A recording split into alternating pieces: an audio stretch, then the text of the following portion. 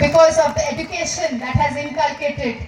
Of course, organization, ideology has played a big role, but that understanding, that critical thinking was developed in the classrooms, and I am always, when I look back, I'm always thankful to those teachers, innumerable teachers who has taught us every day to think, to critically think, to scientifically think about not only self-education, but also about the society.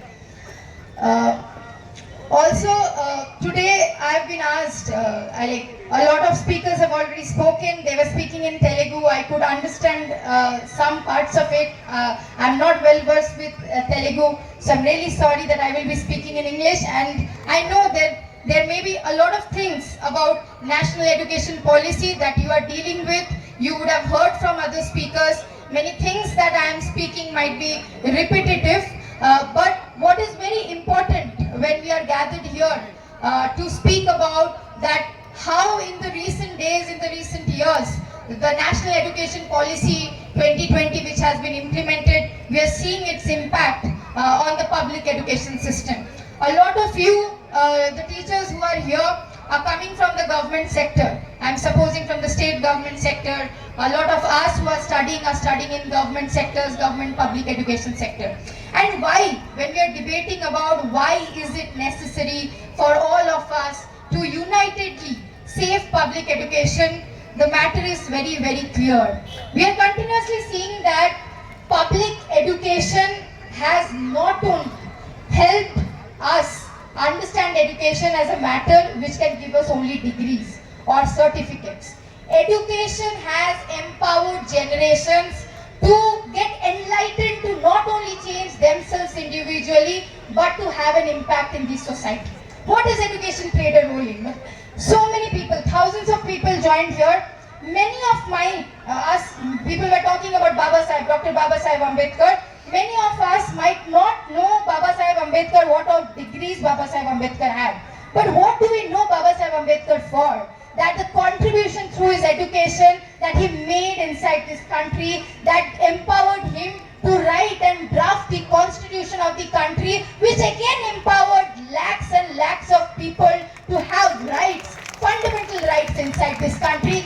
That's the power of education that we celebrate. And we are seeing that in the recent past, from a long time, post 1990s, we have been seeing that education is being treated as something which is very commodity. Education is a commodity. Education is something that we have to buy it from the market. Education is something that we need to see it from the lens that is this education good or bad education? Which school should we go? Whether that school gives us good education or bad education. Which teachers should we go in? Whether those teachers are good educators or bad educators. Which coachings should we choose? Whether that education is good coaching institute or bad coaching institute. So continuously it has been taught to us that education is something that has to be seen in a market way. It has to be seen something which will always have a thing called profit or loss in education. But education was not meant to be so. Education from a welfare state perspective was something which could be imparted, which could be freely accessible to each and every one, so they could get enlightened, not only for the perspective of job, not only to make themselves equipped, skilled for own selves, but also to ensure that that education helps thousands of people across along with them inside the society to know, to be aware, to be knowledge. Like if we go to the history, Savitribai Phule, I'm sure we all have heard about Savitribai Phule, Jyotiba Phule. Why used to Jyotiba Phule or Savitribai Phule used to think of imparting education inside the society? Not because of a degree, not that they will get doctorate degrees or they will get some job. They understood that education could uplift people from the unknowingness, from the darkness. That's why Dr. Baba Saheb Ambedkar also said that education is that light, that kind of light that can take you out of that darkness that we are unaware of, the things we are unaware of, and education gives us that strength to know the unknown, to know things which are very, very unknown to us, and that was the beauty of education. And how? when we became independent, how was this kind of form of education, public education, envisioned inside this country through the Constitution, through Right to Education Act, that when education will be imparted, it will be imparted to each and every one in a very accessible, in a very affordable way. Right to Education Act ensured that students who are going to school in a certain, at least for a certain age, till 14 years of age, they will get free education.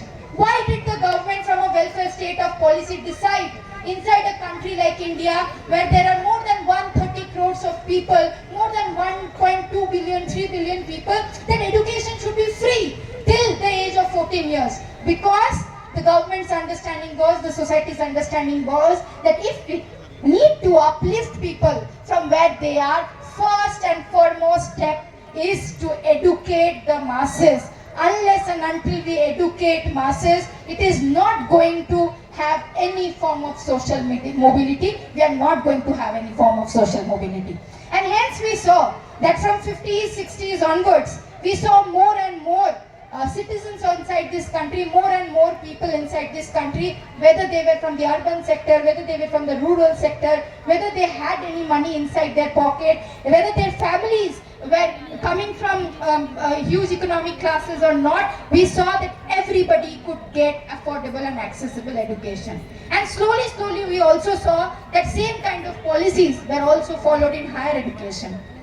But post 90s, what happened with the several reports at the global level, with the WTO coming into place, with the global trading happening, education became a subject, education became a commodity.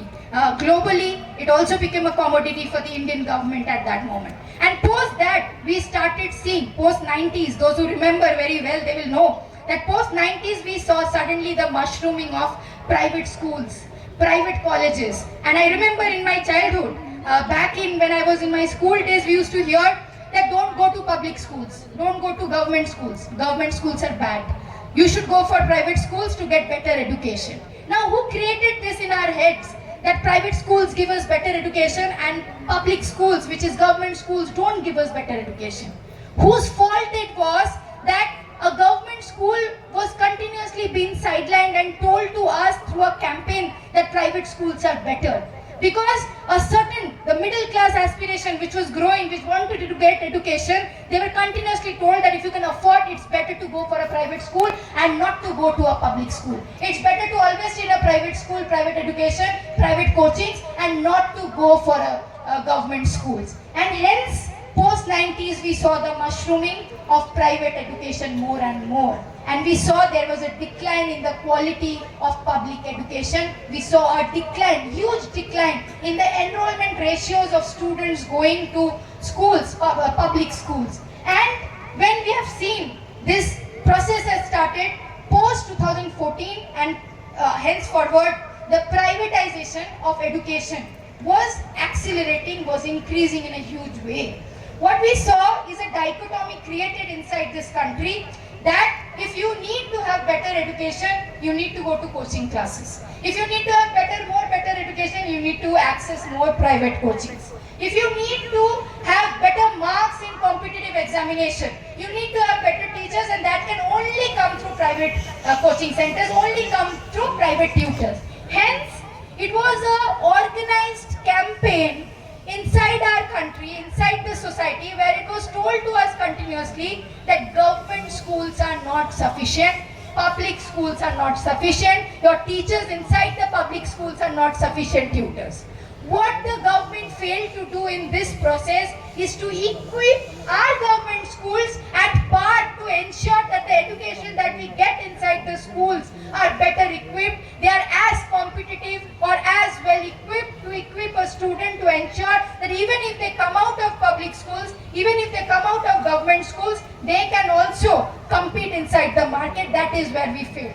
And post 2014, 2019, when the new education policy came, I was hearing to a lot of speakers, but what we are failing to see is, of course, a country like India needs a national education policy. There is no disagreement in having a national education policy. But what is the national education policy of 2020 saying? What is the national education draft which was brought in 2019 saying? The national education policy of 2020 is trying to say that more of systemic conditions have to be built up when merger of schools needs to happen. I think so. It's happening in Telangana, it's happening in Andhra, in many parts. I come from Bengal. More than 8,000 schools have been merged. More than 8,000 public schools, government schools have been closed down. I'm sure in Telangana, if I've heard right, more than 4,200 government schools have been closed down. Why is this closing down of schools happening?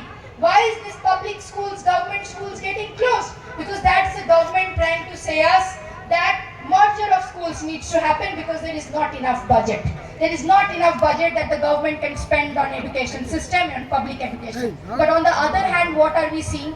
When public schools, government schools are closing on one hand, on the other hand, we are continuously seeing there is a huge rise, steep rise on the building infrastructure of private schools. Private players coming into this place because education is something nobody can do away with.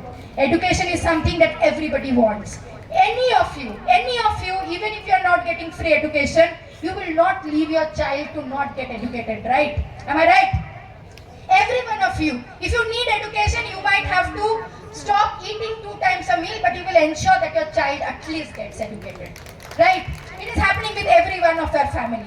And in this psychology that Indian people, the Indian population wants their children to get educated, public schools slowly was tampered down. Government schools slowly saw decline in infrastructure, and we saw suddenly there was a boom in private schools. You and I, through television channels, through media, through advertisement, through different things, was told, if you need to send your child to the best schools, you need to go to some coaching institute. If you need to get your child the best degree inside Hyderabad, you need to go to this private college. You need to go to that private college. If you want your kid to get the best engineering degree or the medical degree, you need to go to this medical college, this private college. But nobody was advertising about the government colleges, the government schools that we were having. The government also didn't find it necessary to talk about the necessity of infrastructural development, modernizing technique that schools required, technological development that schools required. And hence, this organized way of cutting down government funding in public schools resulted in mushrooming of the private schools. And 2019 draft and 2020 subsequently, the National Education Policy NEP 2020 exactly talks about 3 things. It talks firstly about the commercialization of education. How it does not directly say in the draft or in the report. If you go through the report, we all have gone through, it will not directly say that commercialization of education should happen.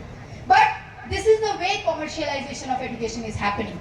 You are closing down 8,000, 13,000, 14,000. In Maharashtra, almost 10,000 tribal schools have been closed down. You are every day closing down schools. You are saying budgets are not there. You are not releasing budgets to the state government. Centralization of education. And with all these things, we are seeing closing down of public schools. And closing down of public schools in one word means the private players get empty playground to play into the sector of education. They get empty grounds to tell you what fees they will decide, what kind of infrastructure they will have, what kind of education they will have. They are going to dictate the sector of education. That is exactly happening now. Second policy that the government at the central level has decided through the NEP 2020 is centralization of education. Why are we opposing centralization of education? For example, today I am standing here in Nalgonda, and I am very sure in Telangana, in Andhra, or back where I come from, and from Bengal, we all have students who are studying in their own mother tongues, in their vernacular languages. And India as a country is a diverse country with different languages.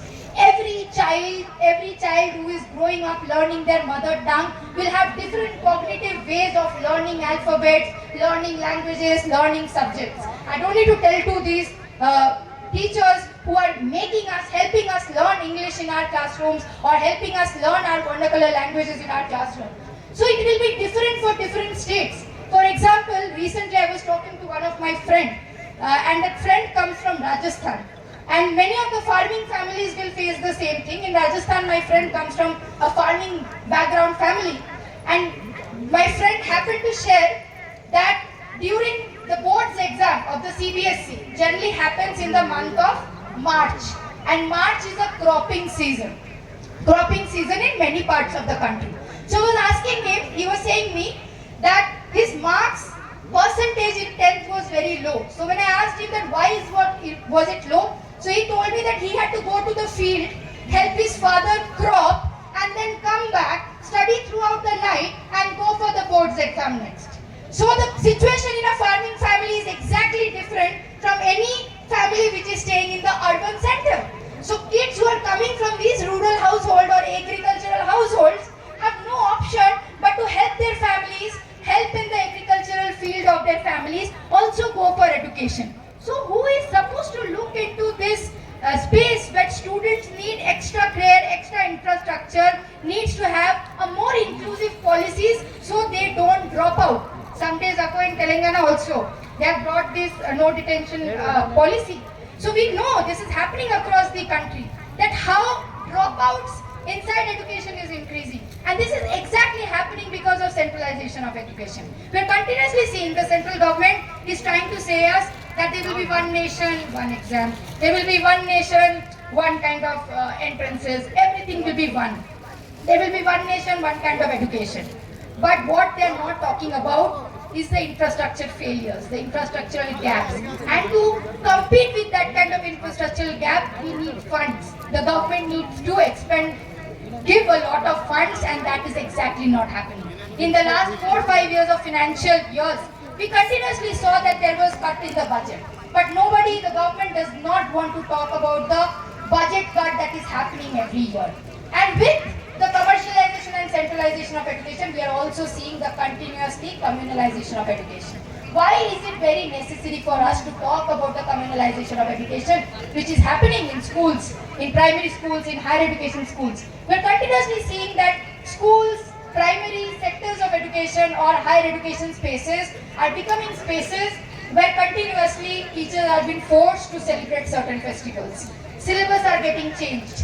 Funds are only been getting allocated for certain festivals, certain way of chapterization is happening, and in that also centralization is happening.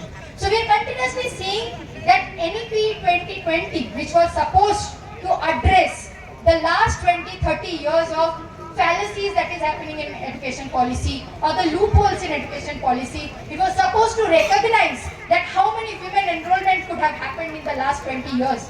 The new education policy has completely failed into analyzing that in the 2002-2020-19, how many women have got enrolled into the education sector? How many women students, girl students have come to the school? We are continuously hearing that girl students are dropping out.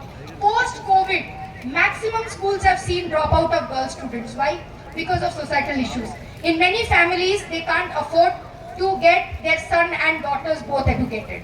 The cost of education is rising so much that they don't want to send their daughters to schools because they feel that sending a daughter to school is waste of money. It's better to educate the son. So if they have to choose between a son and a daughter, people are choosing their son to get higher education and not their daughters. So if such societal problems are happening, if there are no better infrastructure, where there will be inclusive washroom system and other things, it is going to be very, very difficult for women students, girl students to even come and access school education. We have seen, like it's very prevalent in Bengal. After class 8, we generally see the girl students don't go to schools. They drop out of schools after class 8 because after 8, many of the girls will have menstruation cycles and all because of safety issues and many things. Their mothers will advise them that they should not go, they should not access schools. And this is the responsibility of the government to understand, to frame policies to ensure that such issues should be addressed in a way, in a holistic way, so that each and every student can access education impartially. They don't have to drop out from the education sector just because there is a policy-driven problem. And we all know when we talk about NEP 2020 that it is not only happening to the students, its impact is not only to the students. When we talk about NEP 2020 from our student organization, we have always said that our parents, we need to campaign among the parents, we need to campaign among the teachers, we need to campaign among the school staffs, everyone in the primary education system, everyone, because NEP is not only going to affect education only for the students. NEP is also going to affect the teachers. with school mergers happening, many of these school teachers are losing their jobs. Many of these school teachers' jobs have been getting transferred into contractual system. Many of the new positions which are lying vacant are not getting fulfilled. It's same in this state, it is happening across. We are seeing every day, we are reading newspapers, we are hearing from comrades, different statesmen, that vacancy of 25,000 posts are lying in teaching posts. Somewhere in Maharashtra, somewhere in Telangana, somewhere in Andhra, school teachers' posts are not getting vacant, are not getting fulfilled. So this is a major issue.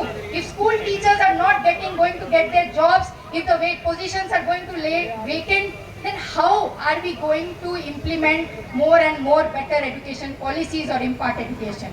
Also the new system that the NEP has started, that school complexes will be started. School complex will have some 5,000 students and 1,500 teachers. So such school mergers, such school complexes is going to destroy the decentralized way of education that we were supposed to have.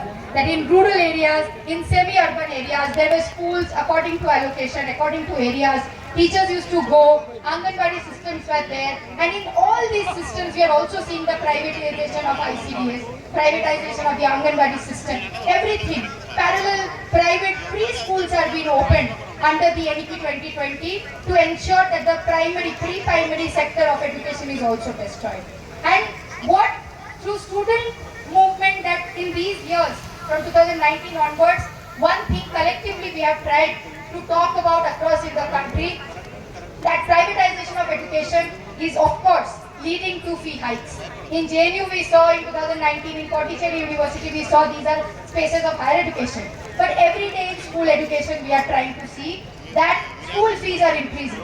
And when school fees are increasing, it is becoming impossible for parents to go and make sure that education of their kids are getting fulfilled. Either they are having to take loans, either they are having to somehow manage education. Then we are seeing with the centralized examination pattern. Many of you would have heard the Central University Examination Test, which is the CUET, Common University Entrance Test, which has now started. Through the CUET, we are seeing that how coaching centers are being given preferences, that you don't need to go to schools. After 9th and 10th, you can sit back at your home, pay to a school, get your admission done through a school, and you can sit in a coaching class and do your coachings. And the other thing that has seen the maximum rise post-COVID is the migration of Indian students to abroad.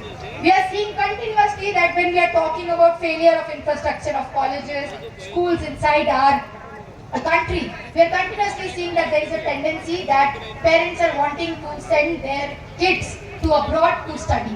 So inside this country, one thing is being made clear, that education in the future will be only accessible and for good education. Good quality academic education will be only accessible to the ones who have a lot of money in their pockets. Those who don't have money inside their pockets, or those who can't afford, those who don't have social capital, they should not dream about going to higher education inside this country. And that is where our fight starts. That is where the teachers' federations, student federations across inside this country, and the staff and everyone inside these school spaces, private education, higher education, should be united. That this country envisioned that it will have a secular, democratic, progressive culture inside this country. It was only possible because education was imparted in an affordable and accessible way. What the NEP 2020 is doing, the reverse of it. We are continuously hearing about institutional discriminations.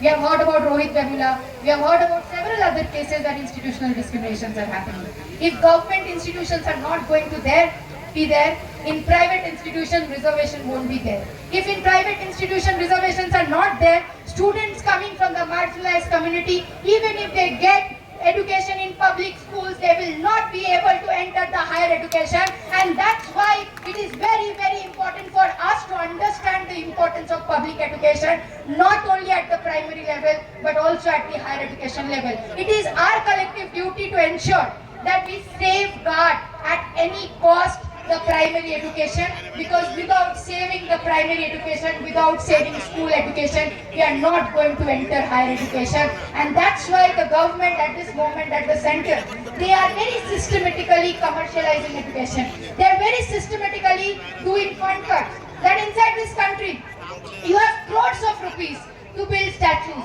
You have crores of rupees to invest in festivities. But when the schools and colleges and teachers are asking for their salary, the government is continuously saying that they don't have salary. So we need to collectively decide and ask this government that when this government was talking about slogans like Sabka Saath, Sabka Vikas, like we are the government, we will stand with everyone for everybody's development, whose development are we talking about? Whose development is this government talking about when they are not even able to ensure that there is ensured basic minimum midday meal available for school students? I've heard in Telangana the budget that is there for midday meals, it's 5 rupees, 8 rupees, 9 rupees. Can we imagine if we go out to buy something from the nearest market, we would not even get eggs at the cost of 9 rupees and 8 rupees. Is this a mockery happening inside this country that the government is not trying to build capable human resources? If this country wants to stand up, it needs to build up more human resources, and these human resources will be sufficient to ensure that this country goes to the first point, and no other way can help this country to go above in any form. That's why it is very, very important to safeguard primary school education. It is very, very important for us to understand that NEP 2020 is just not a document which is talking about that today Indian education will be revolutionized like the American education system or the South Korean education system. I have said this in many places, and many people dream about that, oh, the American education system would be the best, oh, the US education system would be very nice, the Indian education system needs to be at par with the US education system. No, please break your dreams. The US education system is not the best. In there, the students are having to work every day to ensure that they are able to repay loans. That's not the best education system. The best education system is where there is government spending of education.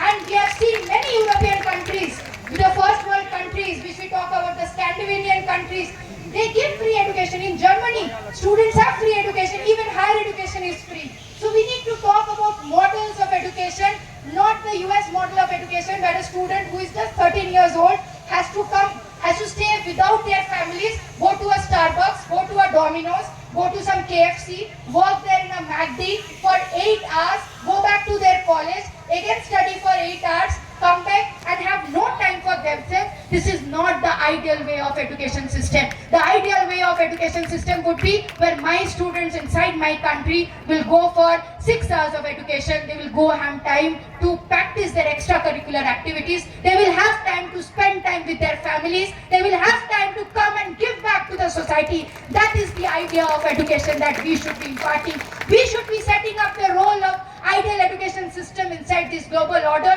and not run behind capitalist countries like US and other systems which have been failing as models of education system. And that's why we take pride that as Indian students and as Indian teachers and students, it is our duty to ensure that we fight more movements to safeguard our public education. It's not our policy to run away only. It is only us. It's only the students and the teachers and the workers collectively who can safeguard, and the policy makers who can safeguard our education system. And we are very hopeful that Comrade was talking about. In 2019, the BJP government brought a major fee hike. I was talking about in 2019 in the central universities. JNU was also affected. You all might be surprised to know that the PhD fees that I currently pay in JNU is just 200 rupees. It's only possible because the teachers, students, workers have fought for it. They have dreamt for a higher education space where any student coming from any background can acquire a doctorate degree without even thinking twice that whether that institution will be accessible or not. We need to create thousands of such institutes, because many of the times when I talk to my friends, when they get through IITs, when they get through NITs, the first thing that they have in their mind is, okay, my merit is fine, my academics is fine, I can go to an IIT, but will I be able to pay the fees of IIT? Can I survive in an IIT without the scholarship? If students are having to think think about whether they will be having accessible education despite having merit. That is the failure of the system, that is the failure of our infrastructure, that we are not able to ensure qualitative accessible education for our academic students who want to pursue education inside this country. That is why it is very, very important for us to safeguard public education at this time, because there are growing policies which are becoming and ensuring that education becomes something very exclusive. Education only remains for the people who are having crores of rupees. A bachelor's degree in a private institution like Ashoka in Delhi, as I said, my fee structure is 200. And if you want to study in a private institution in Delhi, it's Ashoka University or OP Jindal University. The course for bachelor's is 34 lakhs. To do a Bachelor of Arts for 3 years, now which has been 4 years undergraduate program, it's 34 lakhs. How many of us can send our kids to such a university, even if it has great academics, great professors? How many of us can? Each one of us have to take loans. Each one of us. We know the majority of the country has to take loans. But the schools are running like as if there is only Adanis and Ambanis inside our countries. As if all of us are becoming so rich, so wealthy that we can send our kids to such universities. It's not the reality. So the reality is of the people coming from the marginalized community who still don't have access to education, and that's why it is very, very important for us to safeguard public education. With this hope that how the Telangana Teachers Federation, United Teachers Federation has always worked for the last 10 years in a very organized way to safeguard and develop the schools in different parts of Telangana. The student movement here has ensured that education is accessible for all. We are sure that across the country also we will be uniting together to talk about the fallacies that NEP 2020 has, and we will be able to together collectively show the government that there are better policies, there are better ways to ensure that public education is the only way through ensuring enlightenment inside this country, to ensuring safeguarding the human resource inside this country. Public education is the only way through which we can ensure that each and every citizens inside this country are strengthened, not only through their cognitive scientific thinking, but also we need to give back to the society, we need to give back to this country. That kind of understanding can only come through public education, and we are hopeful that in the coming days we will unitedly struggle for it, achieve it, and safeguard public education to its fullest. Inqilab Zindabad.